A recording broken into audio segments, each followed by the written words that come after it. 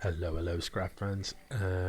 This game is Deathlake in the top right versus Radiowaves in the bottom left. These guys are playing here for a place in the final. In as much as whoever wins this game is our first finalist, the loser of this game will then have to face off against Felix. To see whether or not they get a place in the final. So, Deathlake playing Protoss. He does like to mix it up. And Radiowaves playing his normal Zerg. I like this map, it's one of my favourites. Deathlake going for the sort of wall off down on the low ground here to wall off his natural. Looks like there's a gap between these two. I hope that's deliberate. I hope he's planned on this gap. Otherwise that's always a nasty surprise when you think you've got a complete wall and then a whole bunch of lings run through it. It is pretty standard, pretty normal to leave a kind of 1 unit wide gap in your wall as Protoss and then simply park a Zealot or a Sentry in it. And of course the purpose of that means that you can get in and out. Unlike a Terran, you can't just lower your buildings, you can't lower your supply depots to let your own units out, so you don't want to trap yourself inside the wall. This spawning pool a little bit later than we often see Radiowaves. I think, did he do that after he dropped the hatch? It looks like he may have done. He is mining gas, and as we can see, he's mined 50 or so gas already. That sort of ballpark. So when this finishes up, he's not going to have to wait very long at all when this, if any, before he can start researching speed. So yeah, you can see that actually it's going to line up pretty nicely. He's going to have the 100 gas he needs to research speed just as this pool finishes up. Yeah, we don't actually see speed being researched. Instead, what we see is... Uh-oh. What's happening? Uh-oh. Oh, I'm back. I don't know what that was. My computer, I don't know if the... Oh, no. What's going on, man? I don't know what's happening. Anyway, I was sure a second ago he started to, I don't know, convert that into a layer. Maybe it was a misclick or something like that. Anyway, he is now researching speed. His second hatch is up. Meanwhile, in Protoss land, we do have these Zealots parked here. These Zealots don't appear to be on hold. If you are going to park a Zealot in the wall, make sure you put it on hold position so that it can't be lured out of its place in the wall. Despite this wall off on the low ground, there is not yet an expo for the Protoss player. I'd like to see an expo. You know, you're pretty safe behind the wall. There is a twilight, and this Overlord sees everything. He sees the twilight. You know, twilights, if you've gone twilight off a single gate, that is... Oh, cancels it. Interesting. That is typically indicative of either a DT play or a fast blink. That is the type of thing you would do that for. I don't know about the position of that. Is that too far over? I think that's going to block the Nexus. Anyway.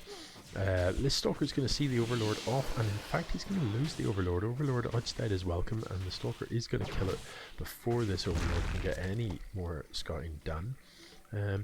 I'd almost have been inclined to leave. I don't know how close the Twilight was to finishing. I'd have left it there until I killed the Overlord so that the Zerg player thinks that I'm committing to some sort of Twilight play.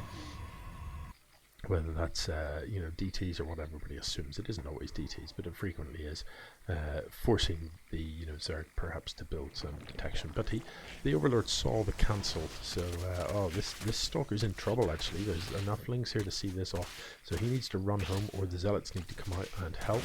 And he does lose that Stalker. That's a little bit painful. Maybe a quicker reaction on that might have saved that. Doesn't want to lose this Adept as well though, and barely doesn't. So the Adept 4 health, just about managing to get away with that. So the Stargate is done, and it looks like we're going to have Phoenix coming out, and you know, I think that's a very nice choice indeed. Overlord speed is done for the Zerg, and he is pulling these Overlords at the left. Now, what is this going to be about? There is an Evo chamber down, so he can turn these into drop lords if he wishes to do so, and that will enable them to carry units. Oh, what's happening? Uh-oh. Strange things are afoot, man. Strange things are afoot. That will enable those overlords to be able to carry units and drop them into his opponent's base. So looks like maybe he's got something like that in mind. You don't really research overlord speed unless you're going to be doing those types of drops. Yeah, so Phoenix I was about to talk about. Phoenix can be very effective against Zerg indeed. You know, Zerg's supply is in the form of overlords, and overlords fly, and Phoenix are very good at shooting flying stuff. So you know, typically a Zerg player spreads their overlords around the map. On a map like this, useful to have one parked above this. You can even park it above here, and your opponent, you know, unless they've got air, which to be fair, the mothership core is there. Unless they've got air, they can't see it. This counts as high ground. You can park it in places like here, just above that stuff, and it just, you know, gives you information, lets you know what's out and about on the map. Phoenix are great for just clearing up those types of things, just running about the map and giving you map control. Really, they are one of the fastest units in the game. They can cover ground very, very quickly indeed. They can mop up overlords. And once you get to about 5 Phoenix, you can do a serious amount of damage to a worker line, because you can lift up a worker and the Phoenix one-shot it. So you can just fly in, lift bang, lift bang, lift bang, and you can munch your way through a worker line very, very quickly indeed. If you've got enough Phoenix, you can go through a worker line certainly as quickly as an Oracle. It does take micro, whereas the Oracle doesn't. But the key difference is the Phoenix are able to get in and do that damage even if there is something there shooting them. So even if there's a Spore Crawl or a Queen, the Phoenix are quick enough to just fly in and deal that damage and fly out again. So you can be really obnoxious with Phoenix.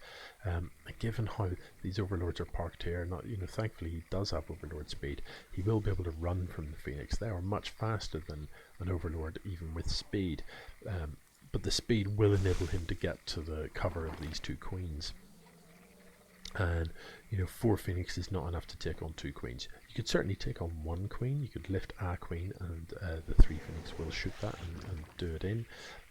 2 Queens, however, you'd have to lift 2 of them, which only leaves 2 Phoenix shooting, and you'd just be there for a long time expending energy before you'd actually get them dead. So some Zealots moving out here, a worker transfer going across to the top of the map. These Zealots just having to wander about, checking out the lay of the land. You know, I'm pretty sure he did build that in the wrong place. What would be your reason for expanding over here instead of in behind the nice safe wall, if you could? So I think this Stargate has blocked the expo there. That's a bit of a slip up. The one thing you don't really want to do with your Phoenix is leave them idle. You know, keep them scouting about the map, keep them on the move, flying around the place, picking up stray stuff. Now that he has 5, it would be kind of tempting to lift both Queens. You know, because you can do that and have 3 Phoenix shooting 1 Queen. 3 Phoenix will, I think, still kill a Queen in a single lift. Oh, but Hydras are bad. You don't stand, don't stand, not above Hydras. Phoenix will fall out of the skies pretty quickly, but definitely, you know, well worth chasing down these Overlords. Chase them down, get after these guys. You clean those up pretty quickly.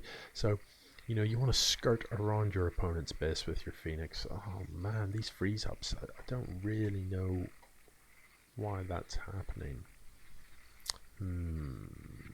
Maybe I need a new graphics card again. Yeah, you want to skirt around the edge of the Zerg base, and you want to try and pick off Overlords. You want to nip in from time to time, lift a few workers, get out again. You know, they're that type of unit. You don't really want them in a stand-up fight against a bunch of stuff. You know, especially if there's Hydras turning up. You don't want to be there when the Hydras turn up. Now these Phoenix can be useful in a straight-up fight. they'll probably melt, but you know, when the time comes, they can fly in around the back and lift some of the heavy damage dealers. You know, potentially lift the 2 queens, lift a couple of hydras to let the rest of your stuff go to work. This mothership core needs to drop the overcharges, and these pylons needs to net faster than that. Still no overcharge coming down, so use the energy for a time warp on this stuff, slow it down, give yourself a chance to deal some damage. It just doesn't look like there's enough here. The Phoenix have done nothing, they're parked out the back, just dying to a single queen. Not the best engagement on the Protoss. You know, this stuff was out on the map for a long while. You had an observer in your opponent's base. The Phoenix actually saw that army just before it moved out, so you knew the exact composition of what was coming, and you didn't really defend against it. There were also defensive slip-ups. You know, in that sort of scenario, you use all 5 Phoenix to lift, you use the mothership core to throw down photon overcharges, and that way what you're up against is 5 less hydras than it would be, and you've got an extra damage output of 50 per shot from each pylon. And that could have made a difference. As it was, though, this looks very much like GG. There's nothing really that the Protoss has got that's going to sit. So that's it. These 3 robos, man. These 3 robos. So ready to pump out Immortals. Immortals are fantastic against roaches, but I just didn't have them out in time. You know, there was a single Immortal in the wall. Another one popped his hand. Wasn't enough. GG. There it is. Deathlake loses the first game. Radiowaves goes 1-0 up.